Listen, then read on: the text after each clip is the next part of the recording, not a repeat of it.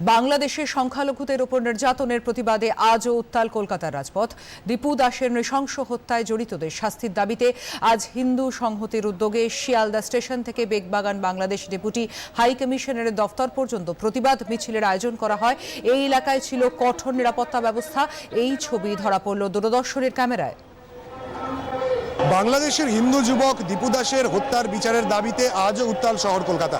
এই মুহূর্তে আমরা রয়েছি বেগবাগানে বাংলাদেশের ডেপুটি হাই কমিশনের দপ্তরের বাইরে। ঠিক যেরকমটা দেখতে পাচ্ছেন যে এই মুহূর্তে এখানে যে সংগঠন হিন্দু সংহতি তাদের পক্ষ থেকে বিক্ষোভ দেখানো হচ্ছে। এখানে হিন্দু সংহতির লোকজন রয়েছেন এবং নজিরবিহীন পুলিশি যে নিরাপত্তা তা রয়েছে। যারা এখানে বিক্ষোভ দেখাচ্ছেন তাদের কয়েকজনের সঙ্গে আমরা একটু কথা বলার চেষ্টা করব।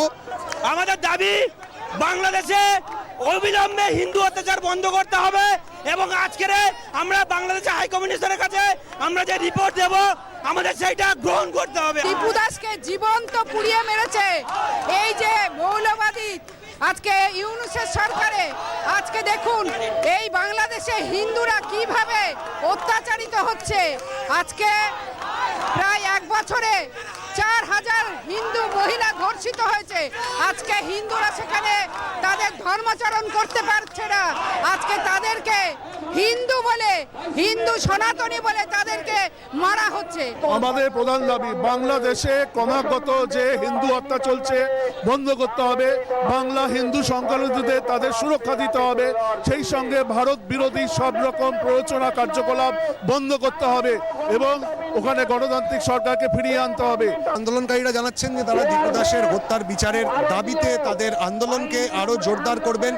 এই মুহূর্তে বাংলাদেশ ডেপুটি হাই কমিশনের বাইরে আমরা দেখছি কিন্তু নজিরবিহীন পুলিশি নিরাপত্তা রয়েছে, যেখানে ব্যাপক পুলিশি নিরাপত্তা রয়েছে এবং এই মুহূর্তে কিন্তু তারা বিক্ষোভ দেখাচ্ছেন এবং তাদের মধ্যে একটি দল তারা কিন্তু ইতিমধ্যে ডেপুটেশনে গেছেন।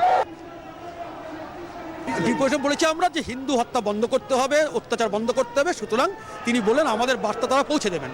বেগবাগান থেকে ক্যামেরায় পলাশ এবং সঞ্জয়ের সঙ্গে জয়মাল্য দেশমুখ, দূরদর্শন সংবাদ, কলকাতা।